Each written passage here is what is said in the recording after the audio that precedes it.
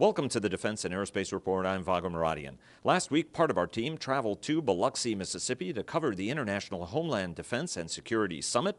Our coverage there was sponsored by the Mississippi Development Authority. While we were down in Mississippi, we visited Pascagoula, Mississippi, which is home to the Ingalls Shipyard that's part of Huntington Ingalls Industries. There we met with Brian Cuccias, who is an executive vice president at Huntington Ingalls and the president of Ingalls Shipbuilding. We asked him to discuss the company's $600 million four-year modernization plan and asked him how that investment is making his shipyard more competitive. We're probably a year and a half. We have several more years to go before we finish the Shipyard of the Future, as we call it.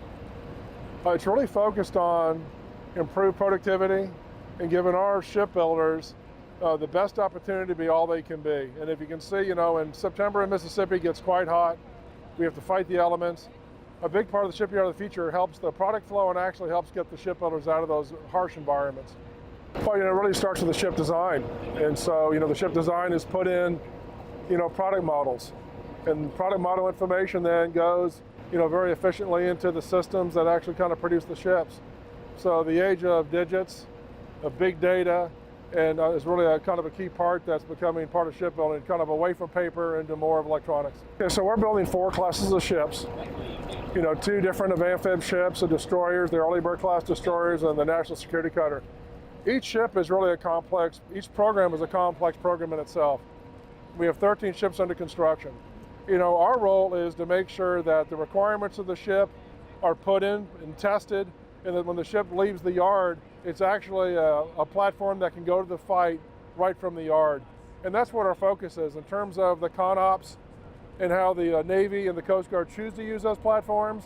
We will adapt as their requirements change. The key part is really to keep the workforce employed. The ship behind me, the Tripoli is the most complex ship that we build in the yard. And it really requires a unique team and a large team of shipbuilders.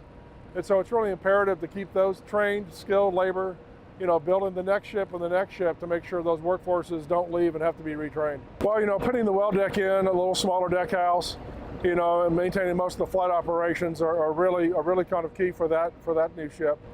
You have to be really good at know how to do change and how to do changes in line. And I would say one of Ingalls' strengths, because we have a real full-service engineering department, is know how to actually cut change in, how to do it affordably, how to do it predictably, and have the ship work at the end of the process. I have to wait and see. Right now, we don't see any impact. We haven't had any feedback from our industrial base to be concerned. If that changes in the future, we'll have to address it, but right now I'm not concerned. I think get better at what we do, that the shipbuilders take ownership of what they have. You see signs, what you do today matters. That really means something to our shipbuilders. And I just look forward to build the finest ships the world has ever seen for many years to come. Well, I believe the Commandant has spoken about that they know a lot of the drugs that are coming to this country, they can only get to a certain percent of it. And the National Security Cutter, with its suite of sensing and engaged capabilities, has really done some significant damage to the drug cartels in bringing drugs in the country. If we had more National Security Cutters, we could even take a bigger dent.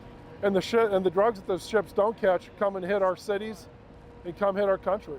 And so it would be great to have a maritime wall of National Security Cutters that can really help defend our borders from the drugs that come in. I just think they're versatile platforms. I mean, the range they have, the sea keeping and the be able to sea base is really phenomenal. It's kind of coherent in the design. So great ship, great performance.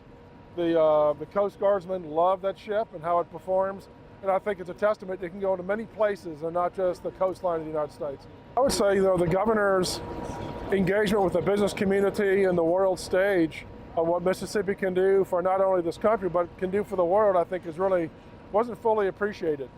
I think yesterday's summit really brought in all the things Mississippi brings, what this workforce can bring to other opportunities for other businesses to come in the state, not only in this country, but the world scene.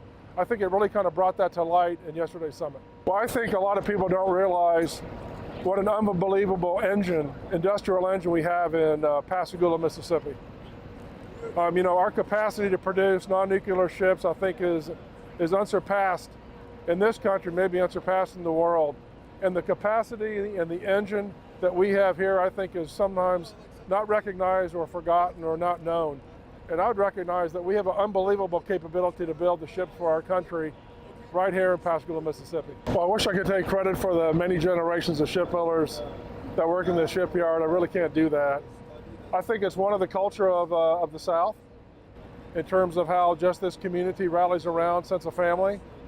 But we really care about the shipbuilders. So part of it is we care about their safety, we care about their health, their financial health.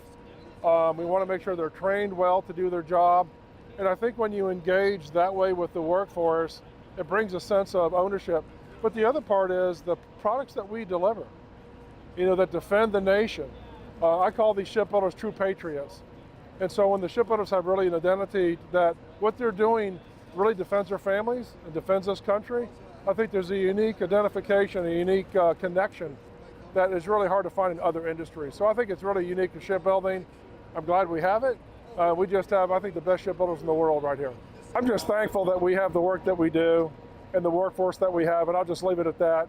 We have to be focused on what we have. It's a hard business wherever they build ships across the country, and everybody has a hard task. We just do it well here, and we're glad to have the opportunity to show that we can do it well in the future.